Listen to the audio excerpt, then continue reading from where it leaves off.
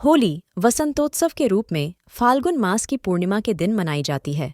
यह दिन सतयुग में विष्णु भक्ति का प्रतिफल के रूप में सबसे अधिक महत्वपूर्ण दिनों में से माना जाता है। होली हिंदुओं का सांस्कृतिक, धार्मिक और पारंपरिक त्योहार है। सनातन धर्म में प्रत्येक मास की पूर्णिमा का बेडेढ़ा ही महत्व है और यह किसी न किसी उत्सव के रूप में मनाई जाती है। उत्सव के इसी क्रम में होली वसंतोत्सव के रूप में फाल्गुन मास की पूर्णिमा के दिन मनाई जाती है। यह दिन सतयुग में विष्णु भक्ति का प्रतिफल के रूप में सबसे अधिक महत्वपूर्ण दिनों में से माना जाता है। भक्त प्रहलाद से जुड़ी है कथा। हिंदू धर्म के अनुसार होलिका दहन मुख्य रूप से भक्त प्रहलाद की याद में किया जाता है। भक्त प्रहलाद राक्षस कुल में जन्मे थे, परंतु वे भगवान नारायण के अनन्य भक्त थे।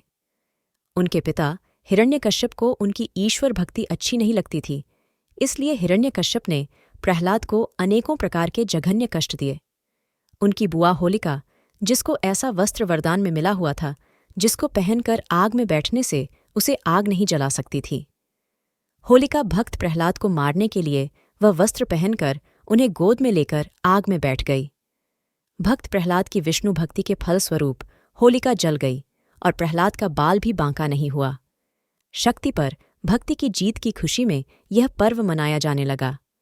साथ में रंगों का पर्व यह संदेश देता है कि काम, क्रोध, मद, मोह एवं लोभ रूपी दोषों को त्याग कर ईश्वर भक्ति में मन लगाना चाहिए। राधा कृष्ण के पवित्र प्रेम से है संबंध होली का त्योहार राधा कृष्ण के पवित्र प्रेम से भी जुड़ा हुआ है। पौराणिक समय में श्री कृष्ण और राधा की बरसाने की होली के साथ ही होली के उत्सव की शुरुआत हुई। आज भी बरसाने और नंदगांव की लट्ठमार होली विश्व विख्यात है। कामदेव की तपस्या। शिव पुराण के अनुसार हिमालय की पुत्री पार्वती शिव से विवाह हेतु कठोर तपस्या कर रही थीं और शिव भी तपस्या में लीन थे। इंद्र का भी शिव पार्वती विवाह में स्वार्थ छिपा था कि ताडकासुर का वध शिव पार्वती के पुत्र द्वारा होना था। इसी वजह से इंद्र आदि देवताओं ने कामदेव को शिवजी की तपस्या भंग करने भेजा। भगवान शिव की समाधि को भंग करने के लिए कामदेव ने शिव पर अपने पुष्पवाण से प्रहार किया था। उस वाण से शिव के मन में प्रेम और काम का संचार होने के कारण उनकी समाधि भंग हो गई। इससे क्रुद्ध होकर शिवजी ने अपना तीसरा नेत्र खोल कामदेव को भस्म कर दिया। शिवजी की तपस्या भंग होने के बाद देवताओं ने शिवजी को पार्वती से विवाह के लिए राजी कर लिया।